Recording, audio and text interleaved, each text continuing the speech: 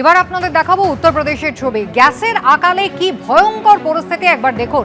যোগী রাজ্য তুলকালাম বেঁধে গিয়েছে। গ্যাসের জন্য সংঘর্ষ, হাতাহাতি, মারামারি, একে অপরকে লাথি মারছেন, কিলচর মারছেন গ্রাহকরা।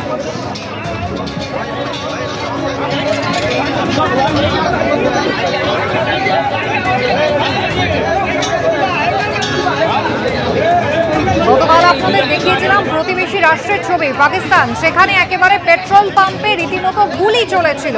আর এবার আপনারা দেখছেন যোগী রাজ্য উত্তরপ্রদেশের ছবি। পুলিশ একেবারে দুজনকেই ধরে নিয়ে যাচ্ছে, গ্রাহকদের মধ্যে মারামারি।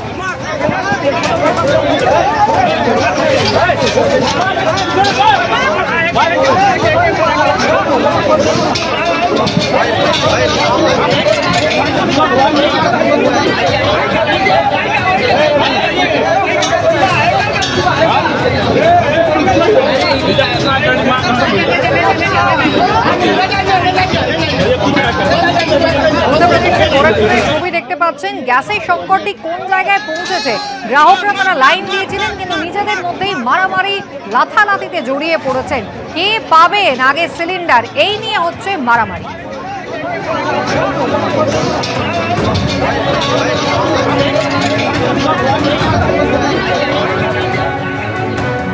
এসএসসি দুর্নীতি মামলায় এবার কুন্তল ঘোষকে তলব করলো এনফোর্সমেন্ট ডিরেক্টরেট। পার্থ চট্টোপাধ্যায়, অর্পিতা মুখোপাধ্যায়ের পর এবার জামিনে মুক্ত কুন্তল ঘোষকে তলব। আগামী সপ্তাহে হাজিরার জন্য হুগলির যুব নেতাকে ডেকে পাঠানো হয়েছে। প্রাথমিক নিয়োগ মামলায় গ্রেফতারের পর জামিনে মুক্ত কুন্তল ঘোষ। লেনদেন সংক্রান্ত তথ্য সামনে রেখে জিজ্ঞাসাবাদ করতে চায় ইডি, এমনটাই সূত্রের খবর।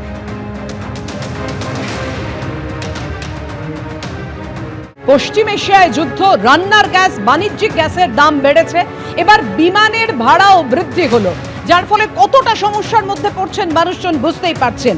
12ই মার্চ থেকে গুনতে হবে অতিরিক্ত ফুয়েল সারচার্জ। 12ই মার্চ থেকে ধাপে ধাপে সমস্ত রুটেই ফুয়েল সারচার্জ বৃদ্ধি হবে, জানিয়েছে এয়ার ইন্ডিয়া।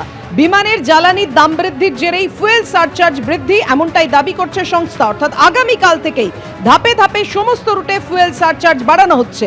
দেশের মধ্যে চলাচলকারী উড়ানের ক্ষেত্রে 399 টাকা ফুয়েল সারচার্জ বৃদ্ধি। আন্তর্জাতিক উড়ানের ক্ষেত্রে $10 থেকে $50 পর্যন্ত ফুয়েল সারচার্জ বৃদ্ধির সিদ্ধান্ত নিয়েছে সংস্থা। 3টি ধাপে বাড়ানো হবে ফুয়েল সারচার্জ, জানিয়েছে এয়ার ইন্ডিয়া।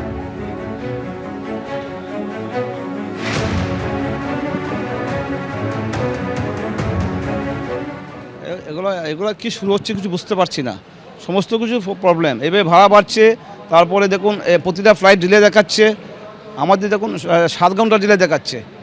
এবার আমরা কী করে থাকবো বলুন তো, এত সময় পরিষেবা ভালো না, ভাড়া বাড়ছে, সব দিকে তো সমস্যা।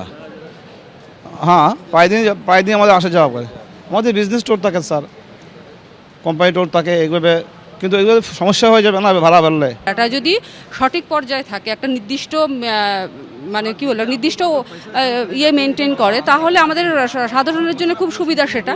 কারণ আমরা এখন সকলে একটু দ্রুত, যেরকম আমার ছেলে এখন বাইরে থাকে, আমার মনে হয় যে না, এই পরিষেবাটা অনেকটা ফাস্ট।